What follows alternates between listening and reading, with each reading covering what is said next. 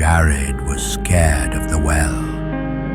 It wasn't that it looked scary, though it was quite old and the stones were cracking and the metal bits were rusty and a strange yellow mold grew along one side.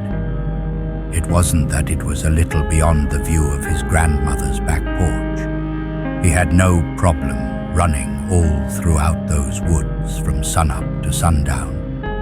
No, his fear of it came from a simple thought. What if I fell in? That thought terrified Jared enough that he made sure to steer clear of the well. He knew it was silly, and a part of his young mind was ashamed that he was so scared of something so stupid. But he couldn't help it. Such thoughts, though few and far between, scared him more than anything else. Back home with his parents, they had a wonderful pool in the backyard. But in one corner of the yard sat the pool house, a little metal shack with a latch that locked on the outside. As soon as Jared saw it, he had the thought, what if I shut myself in? Jared never, ever, ever went inside the pool house unless his mom or dad or brother or sister or one of his friends was out there with him, just in case. But that wasn't so bad. He basically lived with the pool house and had grown used to it. But the well, he made sure to steer clear of the well. But it was always there, physically just beyond the hill, a little ways into the woods, mentally hiding in the back of his mind. Jared found himself thinking about the well more than he wanted to, which was not at all. He knew there was no point, no reason to dwell on it. He knew that there was absolutely zero chance that he would ever find himself at the bottom of the well. But then a voice would whisper, "What if you're wrong?" Jared would go ride his bike with his cousins or head down to the lake to fish with his grandfather. And as long as he was busy, as long as his mind was preoccupied with the present, he would forget all about the well. But the second he laid down to sleep, the thought would return. What if I fell in? It gnawed at him. He wanted to tell someone, but the shame wouldn't let him. He knew it was just so silly to be afraid of this. He knew that if he just told someone, they would likely understand and help him manage these thoughts. What if they don't? What if they think something is wrong with me? Jared started spending more time at the top of the hill. He found an angle beneath an old dead tree where he could gaze across his grandparents' backyard, down the hill and into the woods. He could see the well.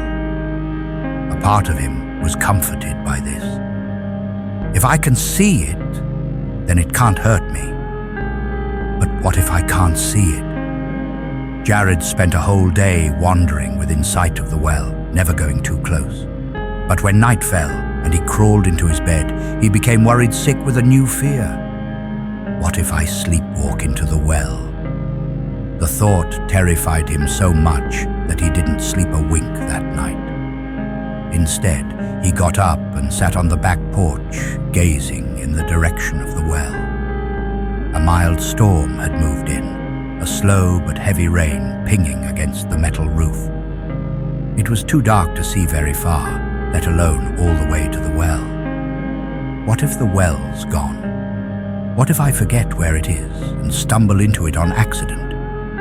This thought terrified Jared so much that he went to his room, retrieved a flashlight, and began walking towards where he thought the well must still be.